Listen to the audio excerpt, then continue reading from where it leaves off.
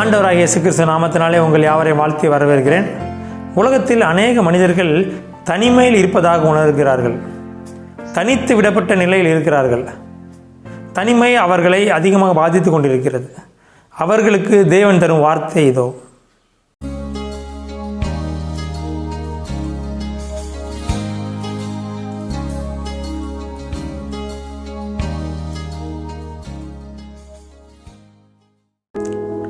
உலகத்தில் ஜனங்கள் இரண்டு விதமான தனிமையை அனுபவிக்கிறார்கள்.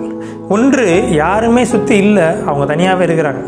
யாருமே துணை இல்லாத நேரத்தில் அவங்க தனிமையை உணர்ந்து கொண்டிருக்கிறார்கள். இன்னொன்று என்னவென்றால், எல்லா ஜனங்களும் அவர்களை சுற்றி இருக்கிறார்கள், ஆனாலும் தங்கள் இருதயத்தில் தனிமையாக இருப்பதை போல ஒரு உணர்வு, யாரும் நமக்கு இல்லையே என்ற ஒரு உணர்வு. இது எதனால் வருதுன்னு பார்த்தீங்கன்னா, சிலருக்கு வியாதிகள் இருக்கும். அந்த வியாதி நிமித்தம் அவர்கள் என்ன செய்வாங்க? தனிமையாக இருப்பதை உணர்வாங்க. சிலருக்கு அநேக விதமான குழப்பங்கள், கேள்விகள் தங்கள் இருதயத்தில் இருக்கும். அதற்கான பதில் தெரியாததுனால அவர்கள் தனிமையாக இருப்பது போல உணர்ந்து கொள்வார்கள். சிலருக்கு ஏமாற்றம் அடைந்த நிலை இருக்கும். அநேக மனிதர்களை ஏமாற்றப்பட்டிருப்பார்கள். ஏமாற்றத்தினால அவர்கள் என்ன வைப்பாங்க? தனியாக இருப்பாங்க. சிலருக்கு என்ன பண்ணுமா? அன்பு இல்லாத சூழ்நிலை, யாருமே அவர்களுக்கு அன்பு காட்ட மாட்டார்கள். அன்பு இல்லாதனால மனிதன் என்ன பண்ணுவானா? தனிமையாக இருப்பாங்க. எப்படிப்பட்ட நீங்கள் இந்த நிலையில் இருந்தாலுமே நீங்கள் என்ன பண்ணுறீங்க? தனிமையை உணர்ந்து பார்க்குறீங்க. தனிமையாக இருப்பது பெரிய ஒரு தண்டனை. உலகத்திலே பெரிய தண்டனை எதுன்னு கேட்டிங்கன்னா, தனியாக இருப்பது தான். அப்போ இருதயத்தில் நீங்கள் தனியாக இருப்பது ஒரு பெரியதான தண்டனை தான். அந்த தண்டனையில் இருக்கிறவங்களும் தெரியும் அந்த வேதனை என்ன, வழி என்னன்னு. ஏன்னா சிலர்கிட்ட போய் நீங்கள் சொல்லுவீங்க, நான் தனிமையில் இருக்கிறேன், எனக்கு யாருமே துணைக்கு இல்லைன்னு சொன்னால் கூட அவங்களால் அதை புரிஞ்சிக்க முடியாது. ஏனென்றால் உங்களுடைய தனிமை அவர்களுக்கு புரியாது. அவர்களுக்கு அதை அனுபவிக்காதனால அது அவங்களுக்கு பெரிய பிரச்சனையாகவே தெரியாது. என்ன தனியாக இருக்கிறன்ற, போய் டிவி பாரு, ஃபோன் எடுத்து பாரு, இல்லை எங்களுக்கு பேசிகிட்டு இருக்குன்னு சொல்லுவாங்க. ஆனால் நீங்கள் எந்த பாதையில் கடந்து வரீங்க, உங்களுடைய மனநிலை என்ன, நீங்கள் எவ்வளோ வேதனையில் இருக்கீங்கன்றத மனிதர்களால் புரிந்து கொள்ள முடியாது. ஆனாலும் உங்களுடைய மனநிலையை புரிந்து கொள்ளுகிற ஒரு தேவன் ஒருவர் இருக்கிறார். அவரும் நம்மை போல மனுஷனாக பூமியில் இருந்தார். அவரும் உங்களைப் போல ஒரு தனிமையை என்ன செய்தாரா? உணர்ந்தார்.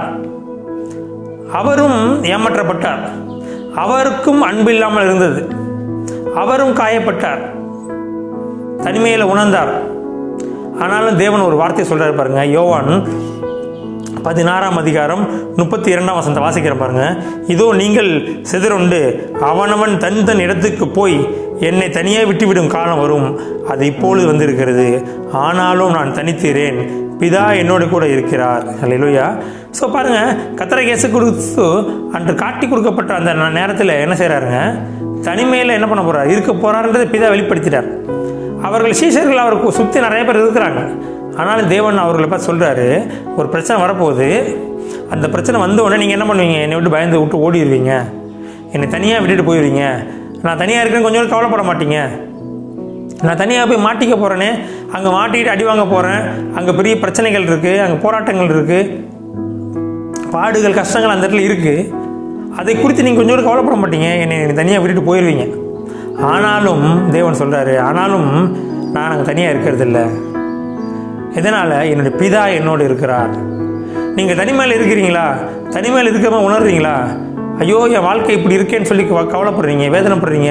சில நேரத்தில் இந்த தனிமை என்ன செய்யணும்னா தற்கொலை எண்ணங்களை கூட கொடுக்கும். தற்கொலைக்கு போகலான்னு சொல்லி நீங்கள் என்ன பண்ணலாம்?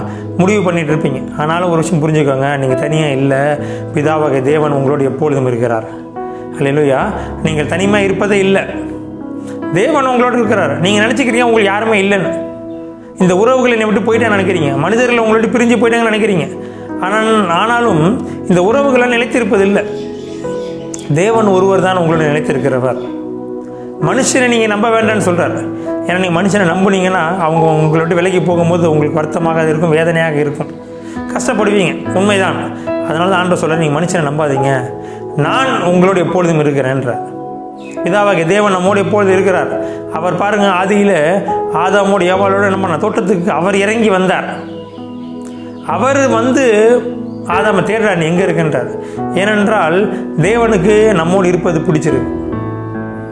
தேவன் நம்மோடு இருக்க பிரியப்படுகிறார். நம்மோட துதிகள் மத்தியில் வாசம் செய்ய பிரியப்படுகிறார்.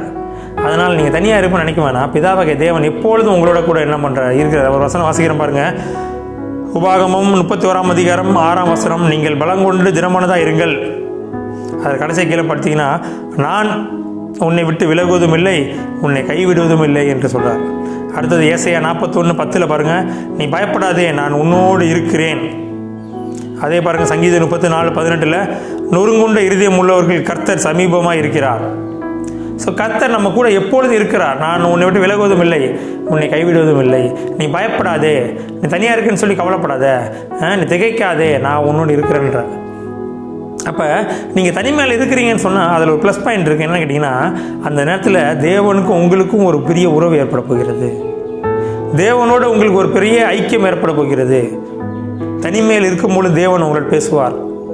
மனிதர்களோட சத்தத்தை எந்த சத்தமும் நீ கேட்காம அமைதியாக இருக்கிறீங்கன்னு சொன்னால் தேவனோட சத்தத்தை உங்களால் கேட்க முடியும்.